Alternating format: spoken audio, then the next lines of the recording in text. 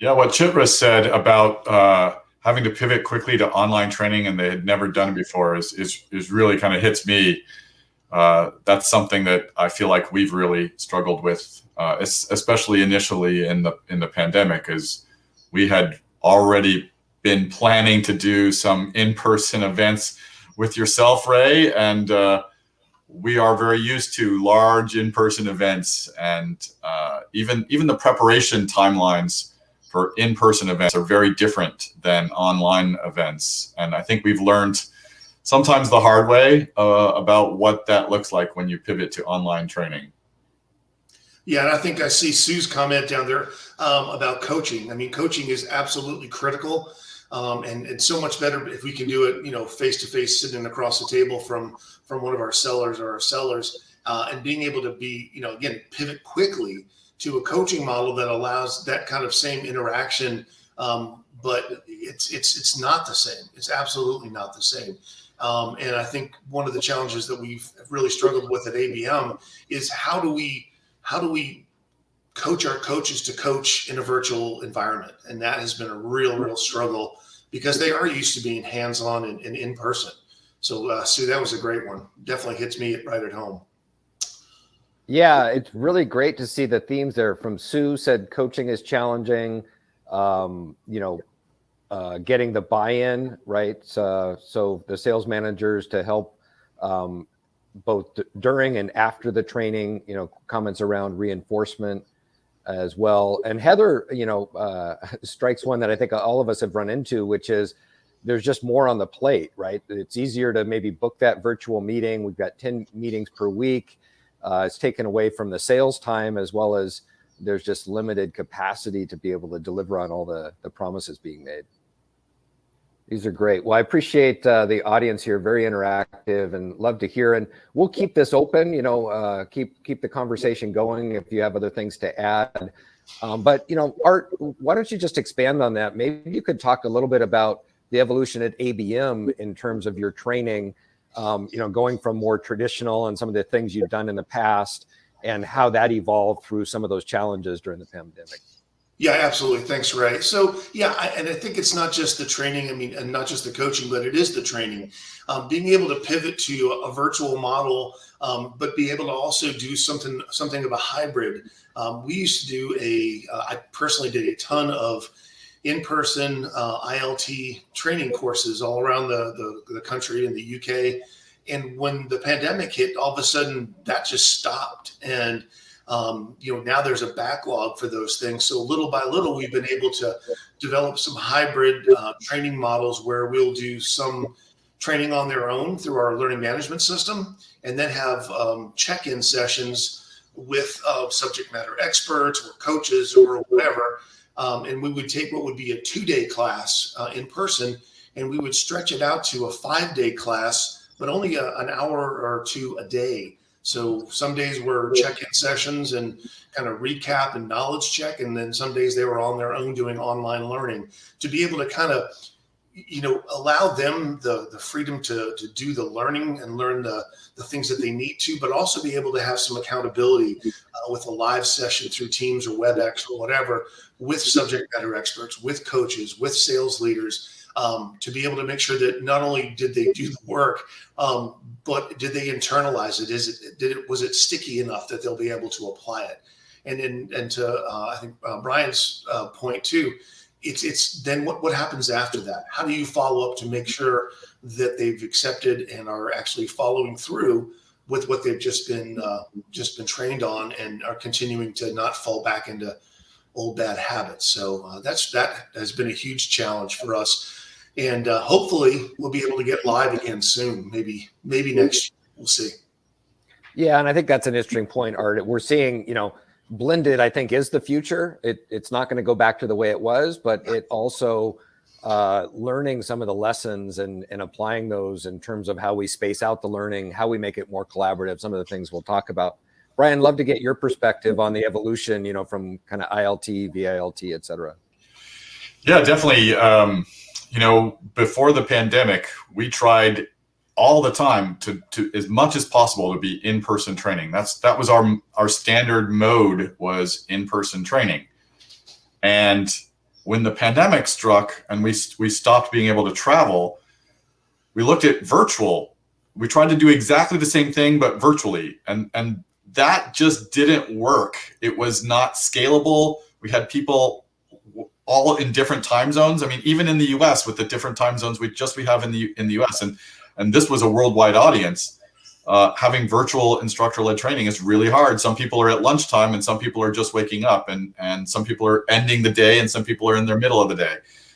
So virtual, just instantly we knew that wasn't going to scale. And that's when we started looking at, well, what are some of the collaborative learning environments that we could perhaps leverage?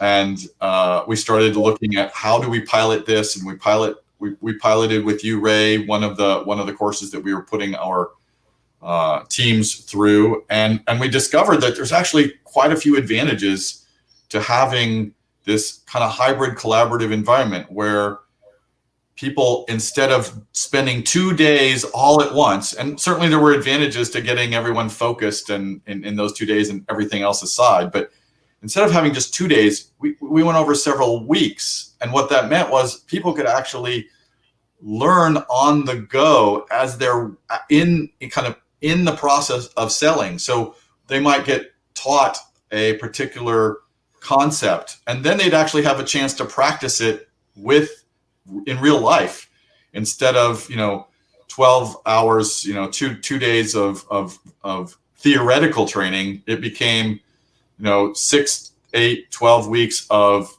actually in practice training.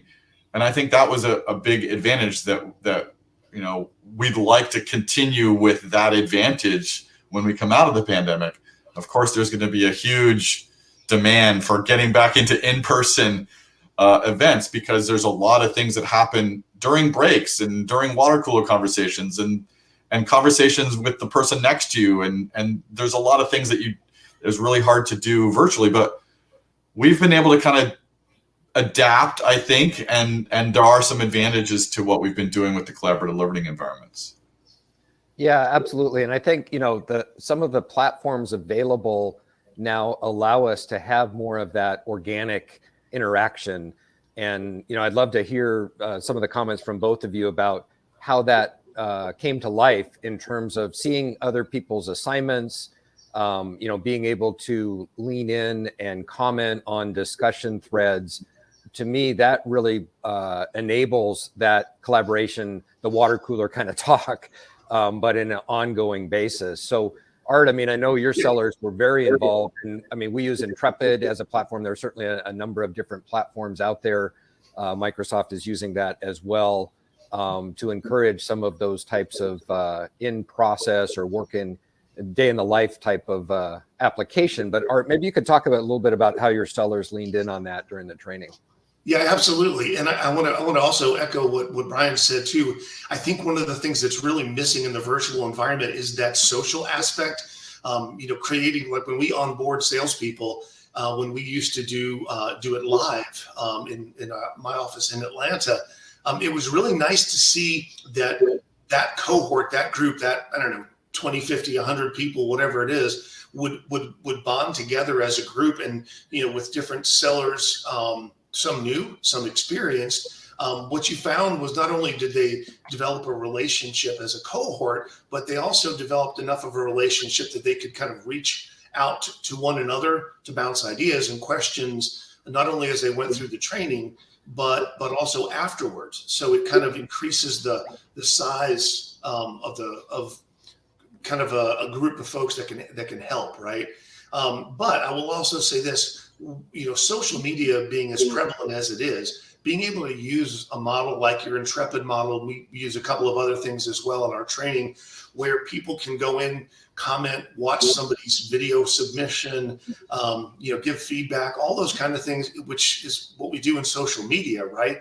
With TikTok and Instagram and everything else, being able to have a platform of some sort that allows that same kind of interaction, encouragement, engagement, sharing, it really has been, I think, one of the most powerful things for us, because it does really replicate a lot of that in person, but in a way that most sellers, most people are interacting anyway with social media. So to me, it seems like a really good hybrid. I hate to keep using that word, but getting people to be able to comment on what you've done and encourage you is always a good thing. And I know our folks have gotten a lot out of that. Yeah, I'd love to hear your thoughts on that as well, Brian. Yeah, one of the things that I've seen that we've been doing, one of the roles that I mentioned that I'm responsible for is a brand new role at Microsoft, and so it's a number of people being hired all at the same time, and you can't just throw a brand new hire into virtual training and expect that that's going to actually make them feel like they're part of the organization. But what we have learned is we can do immersion events where they're short-term events, like 2 hours, 4 hours, get people into breakout groups where they actually get to know their peers. They get to actually see their peers that are coming on board at the same time as they are and going through the same experience virtually as they are.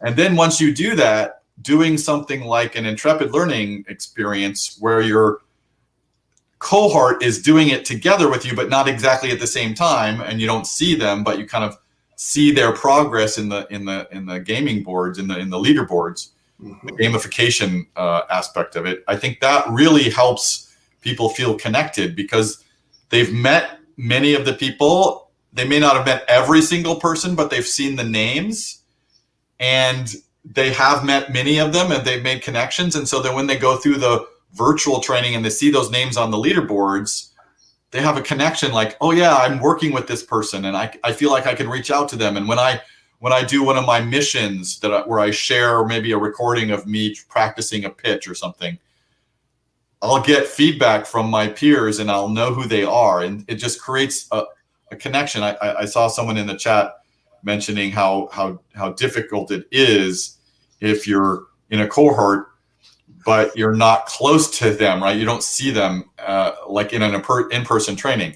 So we've tried to create as much of that kind of interconnection as possible, and having some short immersion style events where people have breakout groups and they talk about particular problems and practice things, and then go off and do an Intrepid learning kind of an online course. That really helps. And then the other thing I think is, we've added, the design of Intrepid is, or any online course for that matter, it doesn't have to be Intrepid. The design is you kind of go off and you do it kind of on your own time, but in a sequence that's the same as what other people are going through at the same time. But what I think we've done with you, Ray, with some of the things that we've done through Sales Readiness Group is we make that hybrid by actually having an instructor each week. So we have a live session where we can talk about what people learned, what the experience was through that virtual session. And I think that also helps tie people together and bring them together, and so that they know they're all working on it at the same time. And that really helps, I think. Yeah, absolutely. And, Bob brings up a really interesting point about peer-to-peer coaching and peer-to-peer training. And I know that's something, Brian, that Microsoft is looking hard at, and we've incorporated into the future, the current cohorts, where they're required to, or part of the program is commenting on other colleagues' work and having a very simple rubric to say, okay, what does this look like? And as he said, to teach is to learn twice. Well, just by applying that rubric, seeing other people's work and being able to see what good looks like, or maybe provide some constructive feedback, really enhances that learning experience. I see you nodding as well, Art. What have you seen with that at ABM? No, I think that's exactly right. I think really what it comes down to is, and Bob's comment is so apt. A lot of times, because a manager or a sales leader, they may not know what's new and fresh and what we're teaching the newest sales reps. So being able to have some sort of a descriptor, a rubric of some sort, just to be able to make sure that everybody in the sales organization is up to the same level, understanding the same thing, and then being able to utilize those things as a sales leader to be able to reinforce, now what did you learn in their weekly coaching sessions, has been a really valuable thing for us. And to go back to what we were talking about just a moment ago, just being able to share some of the feedback, which I do with some of the stuff that we've done with you in Sales Readiness Group. When someone does an excellent job, in the platform and they get a lot of good comments, it's great for the sales leaders to hear and see the kind of work and the quality that their new hires are putting into the program. It helps to reinforce A, this probably was a really good hire, and B, they may be able to get some props from their teammates as well on that sales team. So all those things together, I think, kind of shrink the world a little bit and make it feel a little more personal, I guess. Yeah, and I think a lot of this really is, replacing or at least trying to compensate for the fact that we can't be in person, right? We understand that challenge, and a number of people called that out. And I mean, I'm a facilitator, right? So there's nothing more than I like being live in person in front of a classroom interacting. But if that's not possible, right, how do we replicate some of those experiences? And I think being able to do that organically, doing that socially with the discussion boards. And, I'm always really impressed to see people connecting from around the world that might not have had the chance to do that, because now they're seeing their colleagues going through the exact same challenges, in another region, another territory. And, they're able to get that input, that they might not have in a smaller group. Yeah.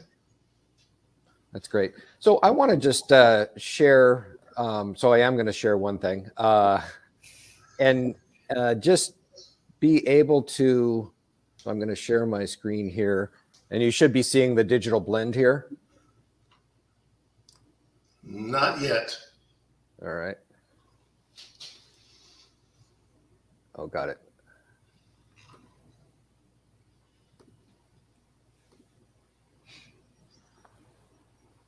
Here we go.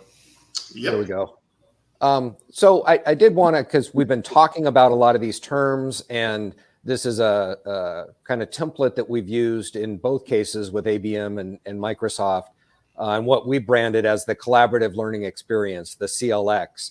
And so, at the heart of it is the basis of some micro learning. So those are in short videos, 3 to 5 minutes, very topic focused, but allowing the learners to go through in an asynchronous way, right? And understand those concepts, but then quickly apply that. So in each module, there's a skill application, which might be to complete the call plan, or to prepare for an upcoming sales meeting, or to list the objections that they anticipate and how they're going to respond. Standard sales training type activities, but they're able to then respond, as Art mentioned. Maybe that's recording a video of responding to that objection, or that's anticipating how they're going to apply an objection handling model.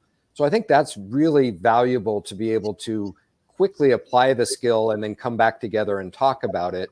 And then, as Brian, you mentioned the collaboration sessions. I think a missing part in a lot of MOOCs, right, or a lot of online programs is it tries to do it completely on autopilot and just lets the learner kind of fumble their way through, and hopefully at the end they finish the program. And we know that the completion rates aren't great for those, but with some interaction and cohort sessions, and we can even have a larger scale format than we might typically have in training, but we're getting back together, we're answering questions, we're highlighting the great work that's being done, and they're getting a chance to see how their peers are applying the skills. I think those are really valuable, interspersed throughout the program. And then again, they have access to all the resources. And Brian, you mentioned, the leaderboard and badges along the way. So there's progress. We were, very impressed with just how competitive sales teams are when you give them points or give them a target, and they're competing with each other. But love to get your thoughts. And, Brian, does this bring anything else to mind in terms of your application of the collaborative learning experience? Yeah, I mean, I'm a big believer in having people be able to see each other. And one of the things that really isn't leaping out to me on this slide, which is within the actual learning experience, there are these missions. It's there. It says missions and skill application, but that is so much more than just the words there. you actually complete something. It's like a little project or a little video or something that you actually create that other people in the course get a chance to go look at and give you feedback on. And that creates that feedback loop that makes you feel like you're not alone in connecting this, but it still gives people the benefit of doing it in their time zone. So you can create this little pitch or example that you want to have feedback on, and somebody overnight might give you feedback from Japan, and then when you log in the next day, you see feedback on it. So it still allows you to do this in your own time in your own time zone, but you're still getting all the collaborative benefit of having people also go through with you, and so you don't feel like you're the only one slogging through the course, right? There's people going through it with you and experiencing it with you. And I think that's a big part of this that makes it more successful. Yeah, absolutely. And Art, I know your group and your teams had some just wonderful examples of the application that of these skills that then they were able to share with each other. I mean, what else did you see from this type of an application? Well, I'm right there with Brian, right? I mean, salespeople are competitive. Forget about the leaderboard. I mean, it's a struggle to maintain that sometimes, right?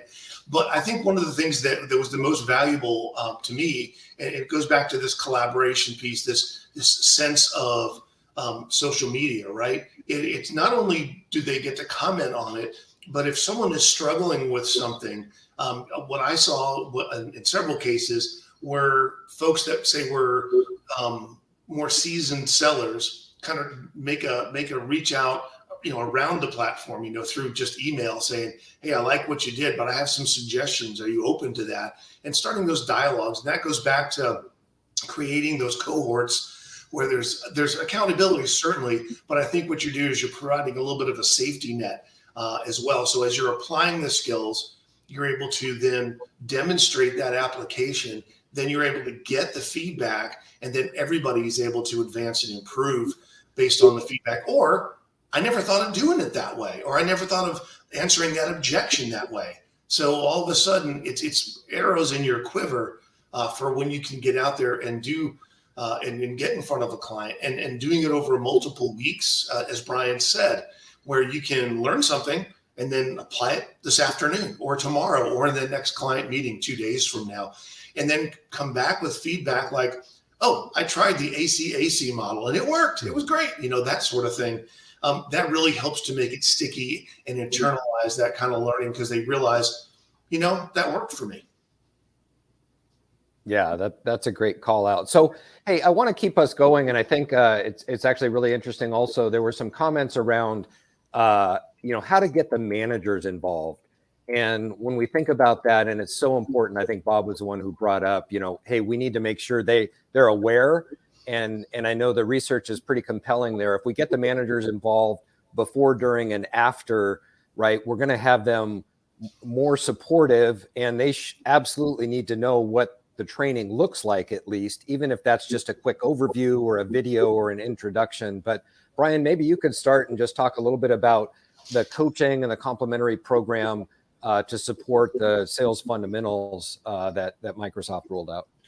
Yeah, I think that one approach, maybe I think it's the best approach, but it's one approach, which is to have a separate session, a separate course that you put the managers through, so that you can give them not only the background for what we're teaching the ICs, the individual contributors, but you can also up-level it so that the managers can see, well, how do I actually reinforce this? How do I keep track of what my ICs are actually doing? And so putting them through their own manager training on how to reinforce what we're training the ICs, I think that's a really that's a best practice and proven practice. That's what we try to do as much as possible for the courses that we are. Worst case is you put the managers through the same course so that they've at least experienced and had a taste for what is it my ICs are going through. But best case is you put them through their own course so that they are in their own cohort and they can bounce ideas off of each other for how to reinforce things. And that's what we've tried to do.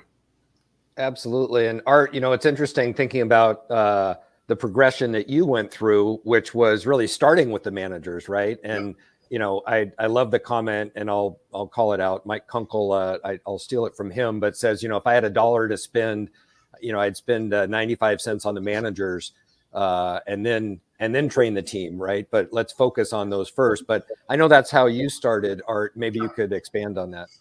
Yeah, at ABM we've grown through acquisition. So over the 100 and something years, right? So it's one of these things where we've got managers with all different skill sets, different skill levels. We have managers, as you know, Ray, that have been promoted up through from our operations teams who never had to hire and manage people before. Now they're managing a sales team, and to be able to take those people who have the skills to sell, but it's still a little bit rough, and then put them in charge of sellers, can be a formula for disaster.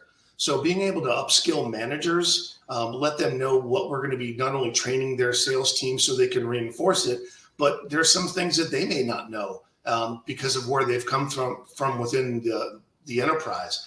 So I think part of it really is being able to recognize where those managers' skill levels are, and then giving them the tools in whatever form, fashion we need to be able to upskill them. And as Brian said, to be able to connect them with other managers that are either more experienced, the same experience, less experience, so that they have a safety net, some people they can rely on to answer quick questions and go-to people to be able to handle some of the challenges that they have as a sales manager without a lot of experience.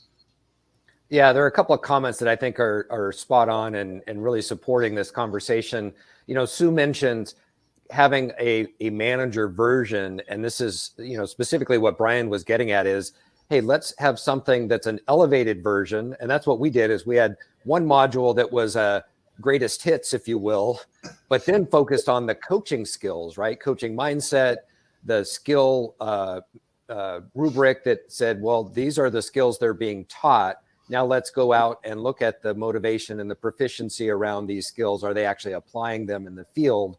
And how is that working? So I think having that tied together and having some sort of skill matrix that they can use to even say, well, what skills should they have learned in this program? Let's have a conversation about that. I think that's so valuable. And John brings up an interesting point too. He says, the best learning I got was from a seasoned, senior team members. And I think that's so great to be able to learn from others' experience that are out there, but also let's realize that they're not trainers. And so I think that's something we've realized is if you give a manager a training manual and say, hey, go deliver this to your team, that's not their core skill set. And they're going to end up probably with a lot of stories, but not necessarily following a curriculum. So I think, again, a blended program allows us to do that with micro videos and structure, and then leverage the managers accordingly. Well, I think another point, Ray, too, is that if you're going to put the managers through their version, an upskilled level of a particular training, it's important to give them some tools for follow-up. Maybe it's, we call them chat sheets. It's like, okay, you've learned all these things. Now your team is learning these things. So here's some things that questions you can ask in your weekly one-on-ones and that sort of stuff to make sure that what they learned is sticking with them. And if they're having any challenges, instead of them kind of making up answers because they've taken the training, you've already kind of given them, the answers, the answer sheet, so to speak. So those conversations become much more valuable and I'll use my word again, sticky for not only the manager, but for the salesperson. Absolutely. And, Sue brings up a really interesting consideration, which is, are we promoting the right content when we're either using peer-to-peer or managers, and is it supporting the program? And I think we need to define what good looks like. And then one of the things that I think has been really valuable for us with our clients is capturing what we call voice of the seller videos. So in the case of finding those people who are doing it right or doing it very well, shouldn't use right as a judgment, right? But doing it well, having great success, let's capture what they're doing And then we can curate that content, right? We can actually look at those videos and say, well, now across 3 sellers, these are a couple of points we want to bring out. And now with simple editing tools and a little bit of creativity, you can curate some just fantastic content, as we've done, Brian, with your case, with the cloud endpoint technical specialist, right? Just recently.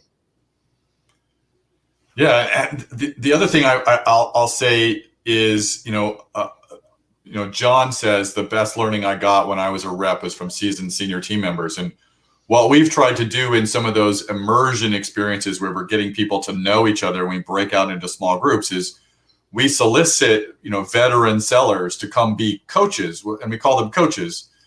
And we do a train the trainer session with the coaches so that they have an idea for what it is we're trying to land with the training and some of the objectives. Obviously, they still have a little bit of freedom in sharing their experiences, but we give them sort of a structured background so that they aren't spreading random content, that they are doing kind of what we're asking them to do in the confines of a particular session, a breakout group with objectives, but then they have the freedom to share their experiences. So we try to leverage both, where the veteran sellers can come in and share their proven practices with the newest sellers, but at the same time making sure there's a structure around it.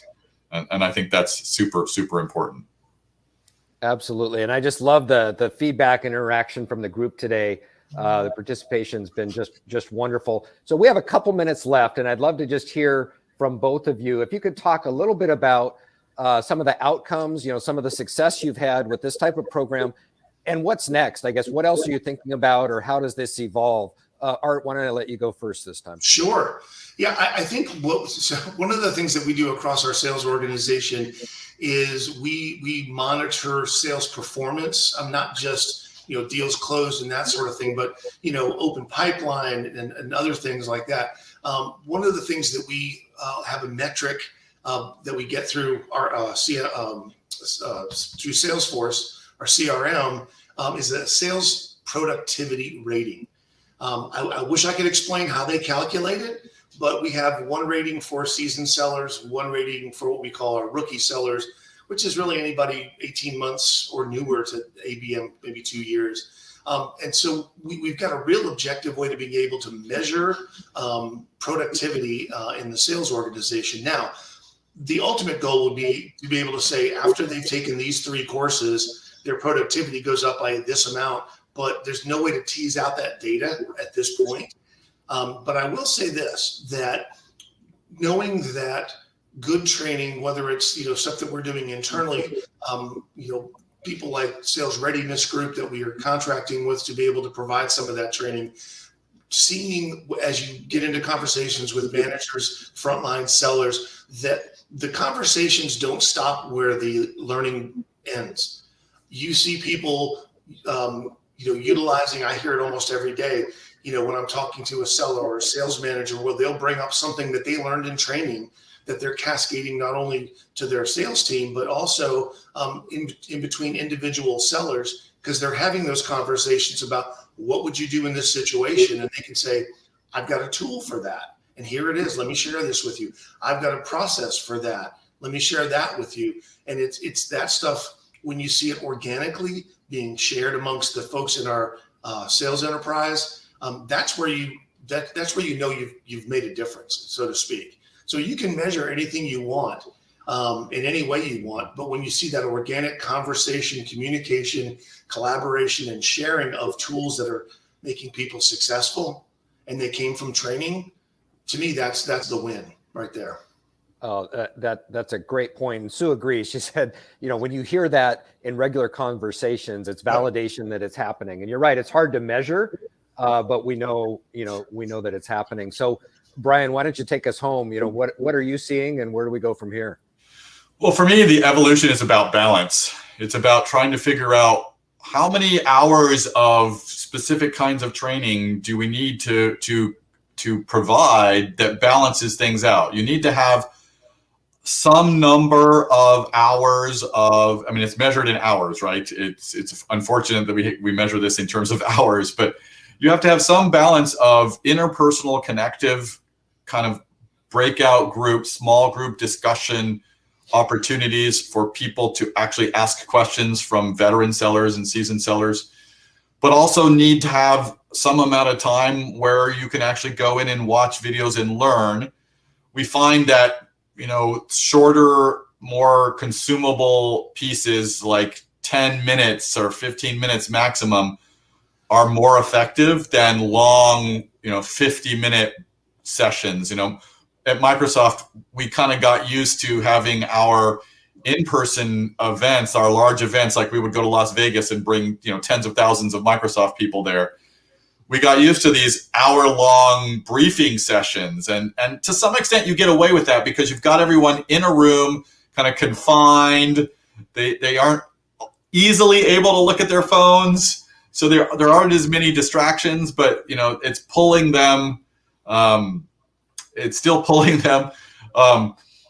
Now you can't really get away with saying, oh, go watch this 50-minute long video. Like, no one has the patience for that. So you have to kind of break it out into chunks, and you have to balance it out so that you're giving them the right amount of time and the right amount of modalities. And I think that's where we're seeing evolution. Like last year, we had 12 hours of MOOC training that was required, and we got a lot of feedback that was too much. And so this year we scaled that back to 4 hours, and that might not be quite enough. So I think it's all about a balancing act of trying to figure out what's the right amount of time for each of these modalities.